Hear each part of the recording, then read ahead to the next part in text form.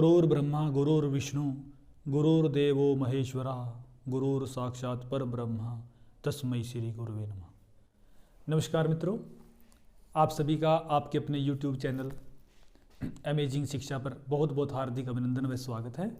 मित्रों, आज फिर हम एक बहुत ही अच्छा विषय लेकर के आए हैं जो है गुण संधि।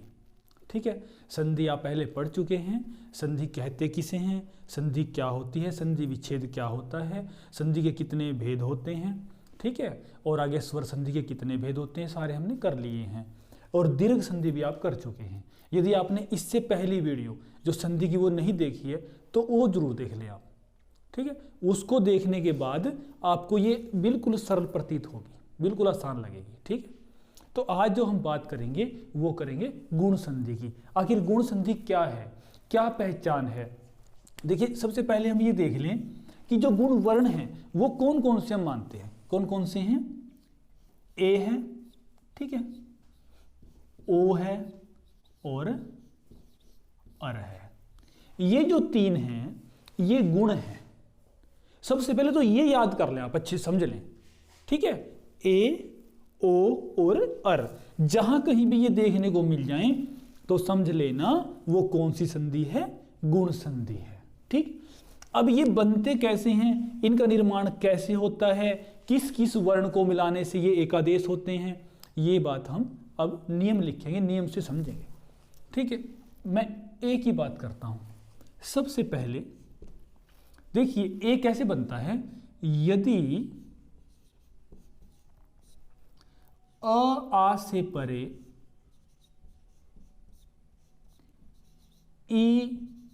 ई हो तो दोनों के स्थान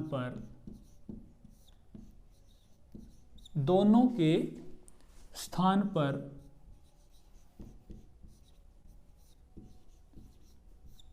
ए एकादेश हो जाता है। ए एकादेश हो जाता है।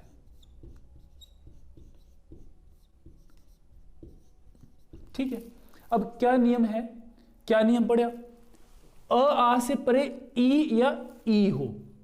दीर्घ में क्या किया हमने, समान अक्षर, यहां भी अ हा, यहां भी अ, यहां ई ही है तो यहां ई है, परंतु गुण थोड़ा सा अंतर है।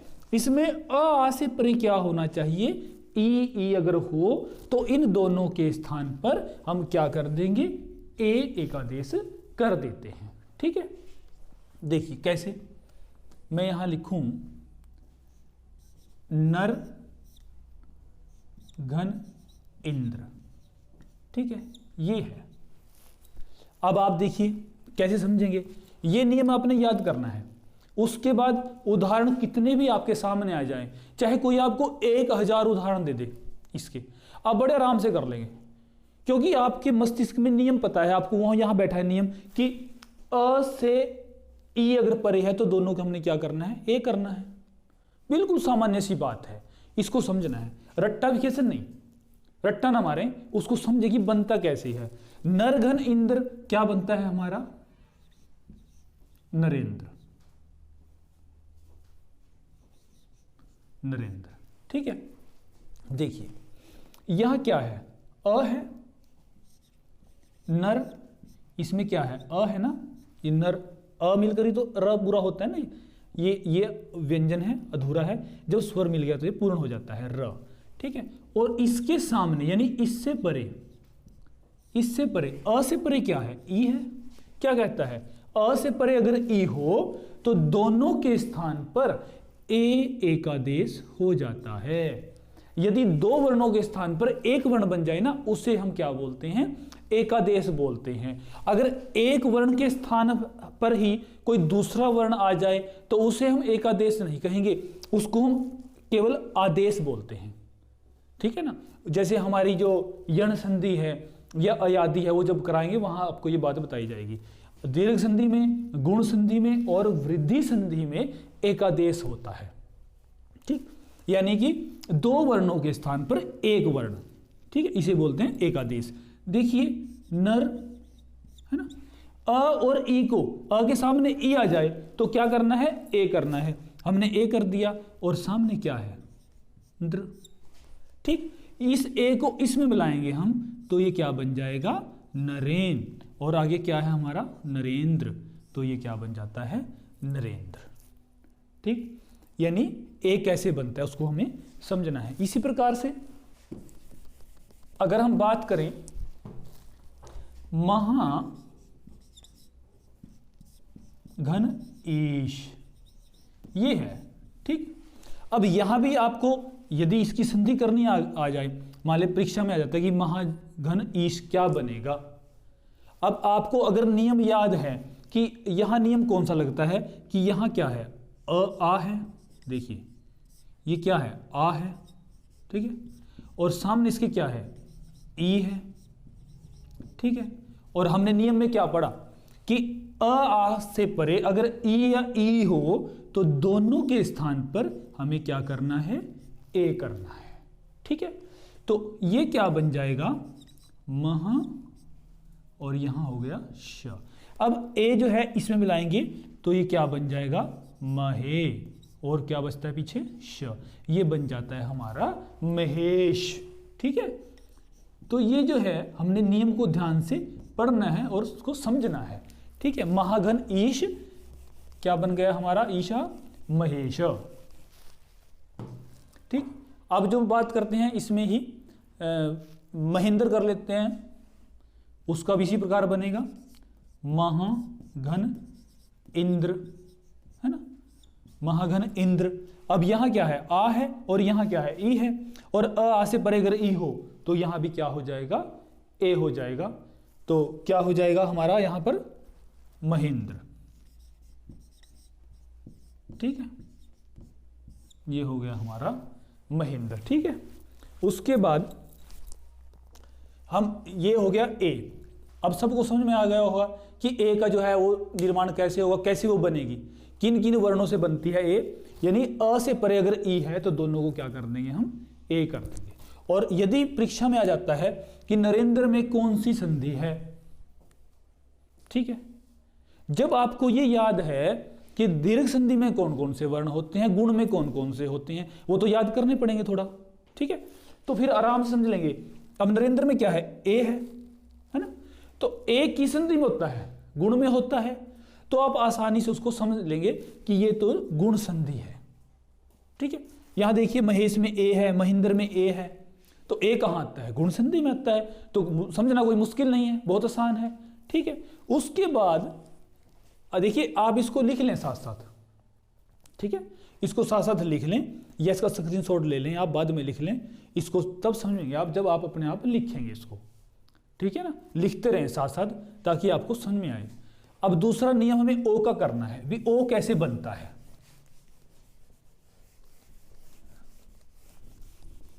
देखिए नियम 2, यदि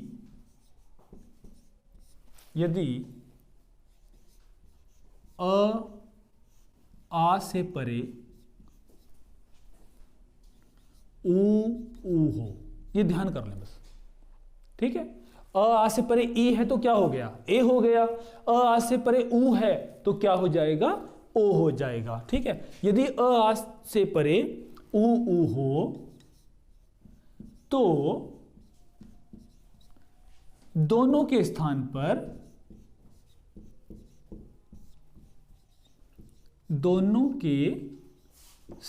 पर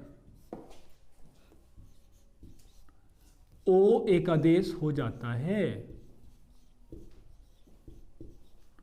ओ एकादेश हो जाता है। ठीक है, कैसे होगा वो समझे। आ से परे क्या होगा, ऊ या ऊ। मैंने यहां लिखा कि नर घन उचित।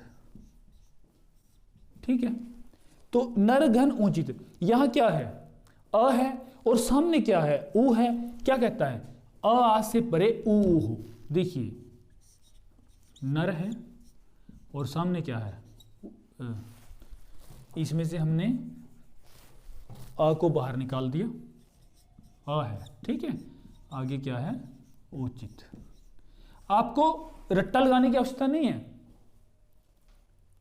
याद कर लें। आप क्या करते हैं, नर घन उचित, नरोचित, महाघन उदय, महोदय, वो तो ठीक है, लेकिन बनता कैसे है, उसका नियम क्या है, वो किस किस वर्ण के मेल से बनता है, इसको हम ध्यान से समझें, ठीक है। अगर हम नियम से समझेंगे तो कभी भी नहीं भूलेंगे उसको, और यदि रट्टा विकेशन करेंगे, रट्टा मारेंगे, तो उसको हम कभी भी भूल सकते हैं, ठीक है ना। तो अ है और उसके सामने क्या है, उ है।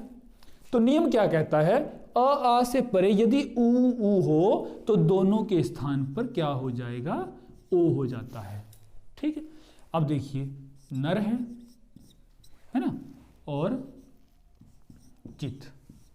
अब ओ इसमें मिला दिया हमने, ये क्या बन जाता है, नरोचित, ये बन जाता है। नरघन उचित क्या बन गया, नरोचित, यानी जो नर के लिए उचित हो वही, ठीक है, नरोचित, ठीक।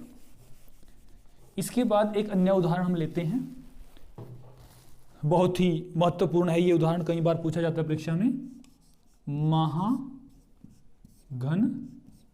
उदय, ये है ना, महाघन उदय। देखिए आ है और सामने क्या है, ऊ है, तो आ और ऊ को क्या हो जाएगा, ओ, तो ये क्या बन जाएगा हमारा, महोदया, ठीक। उदाहरण जितने मर्जी ले लीजिए आप, बस नियम ध्यान रखना आपने, उदाहरण का कोई मतलब नहीं, उदाहरण तो एक दो होता है समझाने के लिए, आप कितने भी कर सकते हैं, कहीं से कितने भी कर लीजिए उदाहरण। जब हमें यह पता चल गया कि अ से परे अगर ऊ है, अ के सामने अगर ऊ है, तो दोनों को ओ एक आदेश होता है, बस इतनी बात हम समझ लें, ठीक है ना। अ से परे ऊ है, ओ आदेश हो, एक आदेश हो गया। आ से सामने क्या है, ऊ है, ओ एक आदेश हो गया। अब यदि ये आ जाए कि नरोचित में कौन सी संधि है, दीर्घ है, गुण है, यही प्रश्न आता है अधिकतर परीक्षा में, यही प्रश्न आता है स्वर संधि से। अगर पूछेगा कि कोई भी उदाहरण देगा कि आप ये बताइए इसमें दीर्घ संधि है, गुण संधि है, वृद्धि है या अयादि है, यही विकल्प में होते हैं।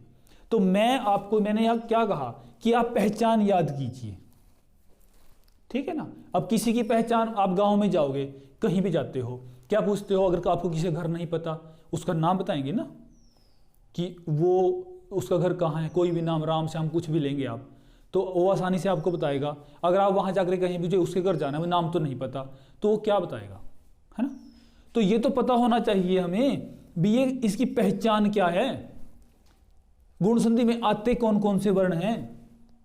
अब मैंने यहां ये परीक्षा मान लीजिए महोदय परीक्षा में आ गया, इसमें आप पहचान कीजिए कौन सी संधि है। अब आप ना यहां देखेंगे कि ओ लगा हुआ है, तो तुरंत आपके दिमाग में बात आएगी, हाँ ओ तो जो है वो गुण संधि में होता है भाई, यहां से भी आप पहचान सकते हैं। और यदि इसका संधि विच्छेद भी करना आ जाए, इसको अलग करना आ जाए, संधि विच्छेद करना, तब भी आप आराम से कर सकते हैं। महाघन उदय, क्योंकि ओ बनाना है तो किसका बनता है, ओ अ और उ का बनता है ना। तो महाघन उदय क्या बन गया, महोदय, ठीक। अब इसी प्रकार अर का हम उदाहरण देखेंगे आगे, इसका नियम लिखते हैं, अर कैसे बनता है वो समझें आप। देखिए, यदि अ आ से परे, यदि अ आ से परे री हो, री हो, तो दोनों के स्थान पर, दोनों के स्थान पर अर एक आदेश हो जाता है। अर, र जो है हलंत रहेगा, अर एक आदेश हो जाता है।